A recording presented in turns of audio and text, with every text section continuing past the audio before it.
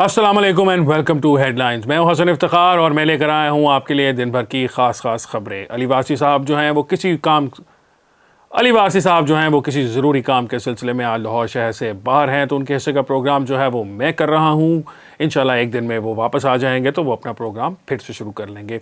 नाज़रीन, आज जो है पाकिस्तान की तारीख जो है वो रकम हुई है, और रकम इस तरह हुई है कि पाकिस्तान के अंदर पहली मरतबा कोई खातून वज़ीर आला का इलेक्शन जीत कर वज़ीर आला मुंतखब हो गई है। आज मरीम नवाज़ साहिबा ने अपना हलफ उठा लिया है।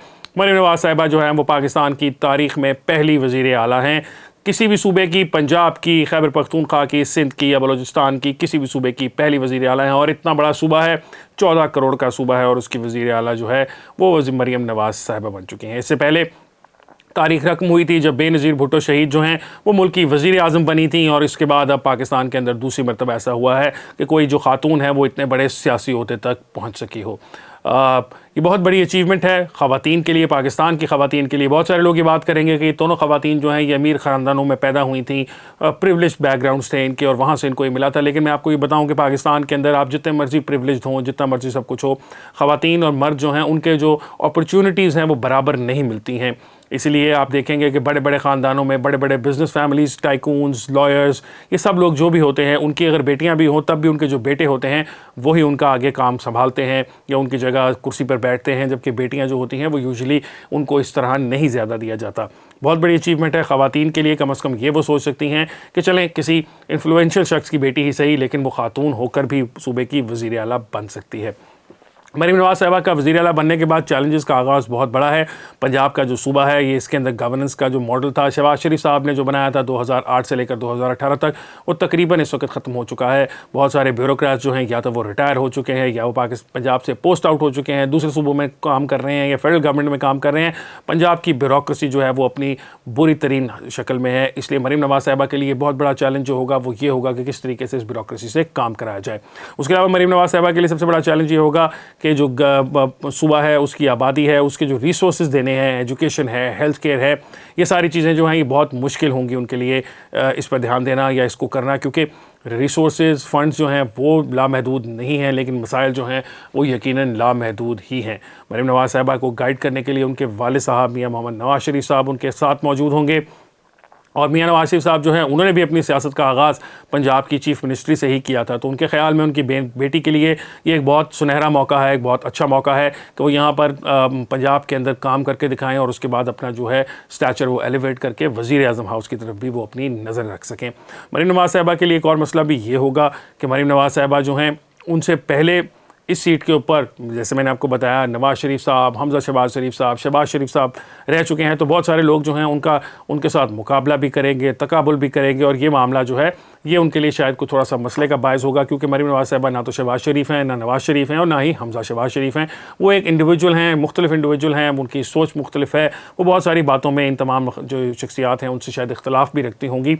इस वक्त जो वो सूबा चलाएँगी, क्या वो अपने वालिद की मर्ज़ी के साथ चलाएँगी या वो ख़ुद भी कुछ फ़ैसले करेंगी, ये आने वाला वक्त ही बताएगा। लेकिन अभी तक तो जो हमारे पास इन्फॉर्मेशन है उसके अंदर यही है कि मियां नवाज़ शरीफ साहब जो हैं वो बहुत कीन इंटरेस्ट लेंगे सूबा चलाने के लिए, या सूबा चलाने में अपनी बेटी की मदद करने के लिए। मरीम नवाज़ साहिबा के जो हैं उनका जो सियासी करियर है ये उनका पहला ही सियासी करियर का पहला ही जो है सीट है। इससे पहले वो कभी कोई वफाकी वज़ीर रह चुकी हैं। एक ज़माने में वो अपने वालिद साहब की मदद ज़रूर करती थी 2013 के अंदर जब वज़ीर आज़म बने थे नवाज़ शरीफ साहब, लेकिन उसके बाद भी बहुत सारे मसाइल पैदा हो गए और उनको वो जो भी कुछ ओहदा उनके पास था वो उनको छोड़ना पड़ा। मरीम नवाज़ साहिबा के लिए वक्त होगा मुश्किल, अपोजिशन होगी सख्त। आपने देखा कि उस दिन भी पंजाब असम्बली के अंदर शोर शराबा होता रहा और जो मामलात की कार्रवाई है उसको आगे नहीं चलने दिया जा रहा था। इसी तरह ही आने वाले दिनों में भी आप देखेंगे कि पंजाब असम्बली के अंदर मामलात इसी तरह रहेंगे, वहाँ पर मछली मंडी भी बनी रहेगी, और इन सब के साथ मरीम नवाज़ को गुजारा करना होगा, काम करना होगा, चलाना होगा। इसके अलावा उनको उन लोगों के साथ भी मदद लेनी होगी जिनके ख्याल में वो इस ओहदे के लिए अहल नहीं है, और उनकी पार्टी के अंदर ऐसे बहुत सारे लोग मौजूद हैं जो ये सोचते हैं कि शायद उनकी बजाय, मरीम नवाज़ साहिबा की बजाय, वो लोग ज़्यादा अहल थे या वो लोग ज़्यादा डिज़र्व करते थे इस पोस्ट पर बैठने के लिए।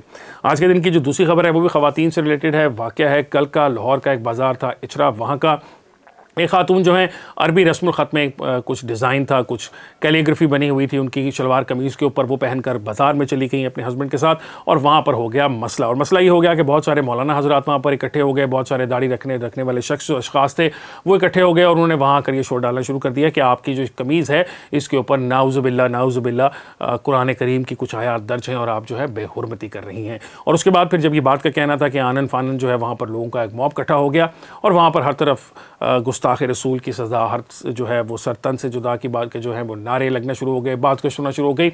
बड़ी मुश्किल से वो जो खातून है उन्होंने एक जूस की दुकान में घुसकर अपनी जान बचाई, शटर नीचे कर दिया गया। मॉब जो था वो बड़ा एनरेज था, बाहर खड़ा था, लेकिन वहाँ पर मौके पर आ गई ASP शहर बानो साहिबा।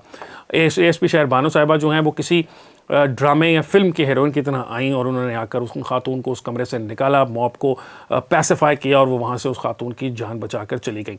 मसला ये है कि पाकिस्तान के अंदर अदम बर्दाश्त जो है और पुरतशद्दुद रवैये जो हैं वो तो एग्जिस्ट करते हैं, लेकिन जो गवर्नेंस का मॉडल है या जो गवर्नेंस का सिस्टम है या जो इदारे हैं वो इस कदर कमज़ोर हो चुके हैं कि अगर ये खातून ना होती, शहर बानो साहिबा ना होती, इंडिविजुअल ब्रेवरी ना होती उनकी, तो शायद ये खातून जो थी वो उनको उनका जो मुस्तकबिल है या उनका जो फ़ैसला है वो वहीं पर मॉब कर देता। माफ़ कीजिएगा, जैसे मॉब ने सियालकोट में किया और जैसे मशल खान के साथ किया गया और जैसे और बहुत सारे वाक़यात पाकिस्तान में होते रहते हैं। पाकिस्तान के अंदर इस वक्त इशू ये है कि हम लोग बर्दाश्त नहीं कर रहे। हम चूँकि अरबी को ही कुरान पाक से एसोसिएट करते हैं, कुरान मजीद से एसोसिएट करते हैं, हमारे जहन में ये बात ही नहीं है कि अरबी एक ज़बान है जिस तरह उर्दू एक ज़बान है और उसके अंदर ज़रूरी नहीं है कि जो कुछ लिखा गया हो वो कुरानी आयात ही हों या कोई मुक़द्दस औराक ही हों या मुक़द्दस कोई चीज़ ही हो। इसके अंदर ये चीज़ भी मौजूद हो सकती है कि वो कोई वैसे ही कैलीग्राफी का डिज़ाइन था जो उस खातून ने पहना था। खैर, वाक़या जो हुआ ये सब कुछ हुआ, कल लाहौर के अंदर हुआ, बहुत ज़्यादा उस वक्त गर्मा गर्मी हो गई। ASP साहिबा ना सिर्फ उस खातून को बचा कर लेके गई बल्कि बाद में ASP साहिबा ने उलमा हज़रात को बिठाकर मामला जो है वो क्लियर भी कराया ताकि जो खातून है उनकी जान पूरी तरीके से बख्शी हो सके। और उलमा कराम ने वादा किया कि वो भी उस मौत को जाके समझाएंगे जो कि उनको कत्ल करने के दर पे हुआ पड़ा था। मसला ये है कि हमें इस बात का इदराक करना है कि पाकिस्तान के अंदर मामलात जो हैं वो आम ममालिक की तरह नहीं हैं। हमें पाकिस्तान में जहाँ अदम बर्दाश्त के रवैये मौजूद हैं, पाकिस्तान में जहाँ पे पुरतशद्दुद रवैये मौजूद हैं, वहाँ पर हमें ख़ुद भी अपने दामन को कुछ बचा कर चलने की ज़रूरत है। हमें बहुत ज़रूरत है इस बात का ध्यान देने की कि हमसे कोई चीज़ ऐसी गलती सरजद ना हो जाए जिसका कोई बाद में बड़ा कोई मसला बन जाए या जिसके वजह से बाद में मसाइल जो हैं वो क्रिएट हो सकें। बहुत सारे लोग जो हैं इस बात को पसंद नहीं करेंगे कि मैं उनको ये कह रहा हूँ कि जिस तरह शायद ख़वातीन की ही गलती थी या उन खातून की कोई गलती थी, लेकिन मैं सिर्फ ये कहना चाह रहा हूँ कि पाकिस्तान के जो मारूज़ी हालात हैं, जो कि पाकिस्तान की सिचुएशन मौजूद है, ऑन ग्राउंड सिचुएशन है, आपने उसी के साथ रहना है। ये कोई ख़याली दुनिया तो है नहीं कि जहाँ पर आपकी जो तमाम प्रिंसिपल्स हैं या तमाम जो बातें हैं वो स्टैंड करती हों। ये एक रियल वर्ल्ड है और रियल वर्ल्ड के अंदर इस तरह के मसाइल जब हो जाते हैं तो मामला बहुत ज़्यादा ख़तरनाक हो सकते हैं या किसी की जान भी जा सकती है। तो ख़ुद भी थोड़ा सा इंसान को करना चाहिए। और फिर ऑब्वियसली दूसरी तरफ जो मॉब है, जो इस तरह की कार्रवाई करने में लोग मुलव्वस हैं, उनको भी थोड़ा सा एहसास करना चाहिए, अपने दिमाग का इस्तेमाल करना चाहिए। सुनी सुनाई बातों के ऊपर इस कदर गुस्सा नहीं खा जाना चाहिए या इस कदर गर्म नहीं हो जाना चाहिए कि आप किसी की जान लेने के दर पे हो जाए और बाद में आपको पता चले कि जिसकी आपने जान ले ली उस बेचारे का तो कसूर भी कोई नहीं था। सोचिए इससे बड़ा गुनाह क्या हो सकता है कि नबी पाक सल्लल्लाहु अलैहि वसल्लम या अल्लाह ताला की जो किताब है उसका बहाना बनाकर या उसको झूठी बुनियाद बनाकर किसी बेगुनाह शख्स की जान ले ली जाए। अल्लाह मियां तो कहता है कि बेगुनाह शख्स की जान लेना जो है वो सबसे बड़ा जुर्म है। तो इसके ऊपर हमें माशरे को भी रवैया अपना तब्दील करने की ज़रूरत है। प्रोग्राम के आखिरी हिस्से में हम बात करेंगे कौमी असम्बली के इजलास की और सदर मुमलिकत पाकिस्तान आरिफ अलवी साहब की। आरिफ अलवी साहब जो हैं वो सदर तो अब एक्स्ट्रा अपने टाइम पर चल रहे हैं, वो सिर्फ इसलिए सदर हैं क्योंकि उस वक्त जो सूबाई असम्बलियाँ थी वो नहीं एग्जिस्ट करती थी, जिनके थ्रू उनका इलेक्टोरल कॉलेज था और जिसके थ्रू उनका इलेक्शन होना था और वो इलेक्टोरल कॉलेज पूरा नहीं था, तो इसलिए उनको एक्सटेंशन मिलती गई। अब लेकिन मामला ये हैं कि इस वक्त वो पाकिस्तान तहरीक इंसाफ के वर्कर के तौर पर काम कर रहे हैं, इस वक्त सदर पाकिस्तान के तौर पर काम नहीं कर रहे और वो इंसिस्ट कर रहे हैं कि मैं असम्बली का इजलास नहीं बुलाऊँगा, आप मेरा जो बिगाड़ सकते हैं बिगाड़ लें। सदर साहब को पता है कि अब उन्होंने यहाँ से फारिग हो जाना है। इतना जो उन्होंने अयाशी कर ली, इतना जो फ़ायदा उठा लिया, सरकारी पासपोर्ट और प्रोटोकॉल और सब कुछ जो है वो ख़त्म होने वाला है और अब उनको लौट कर वापस पाकिस्तान तहरीक इंसाफ और इमरान खान साहब के पास जाना है। तो इसलिए वो अब ज़्यादा बड़े हीरो बनने की कोशिश कर रहे हैं और हीरो बनने की कोशिश में वो एक इलेक्टोरल प्रोसेस जो था, जो प्रोसेस का सिस्टम था, कॉन्स्टिट्यूशनल एक काम है, उनकी ज़िम्मेदारी है, उसको निभाने से इंकारी नज़र आते हैं। मामला इस वक्त बहुत हद तक ख़राब हैं। सदर मुमलिकत से बहुत जो ताकतवर लोग हैं पाकिस्तान के, उनकी एक जो है उनकी तरफ से पैगाम भी उनको जा चुका है कि आप इस तरह के मामला ना करें और अपनी जो है टाइम अच्छे तरीके से पूरा करें और घर वापस चले जाएं।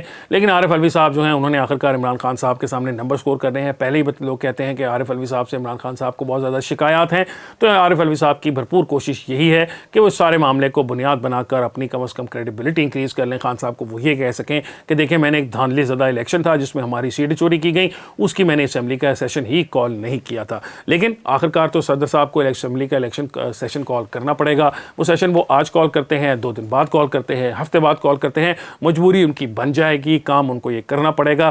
फ़र्क सिर्फ इतना है कि आज वो आसानी से कर सकते हैं, आज़ादी से कर सकते हैं, फिर किसी के प्रेशर में करेंगे तो बहुत सारे लोग कहेंगे कि सियासी अमल दखल, सियासी जो मामलात हैं उसमें फ़ौज का अमल दखल होता है या इस्टेब्लिशमेंट का अमल दखल होता है, जो कि बुरी बात है। लेकिन सियासतदान जो हैं उनको अपने रवैये पर भी गौर करना चाहिए। सियासतदानों को भी देखना चाहिए कि जो मामलात उनके हैं उनको वो खुद खुश सलूबी से हल कर लें ताकि बाहर से आकर कोई टांग ना अड़ा सके। आज के प्रोग्राम के लिए इतना ही है। इंशाल्लाह आपसे मुलाकात होगी एक और प्रोग्राम के साथ। मुझे हसन इफ्तिखार को दीजिए इजाज़त। अल्लाह हाफ़िज़।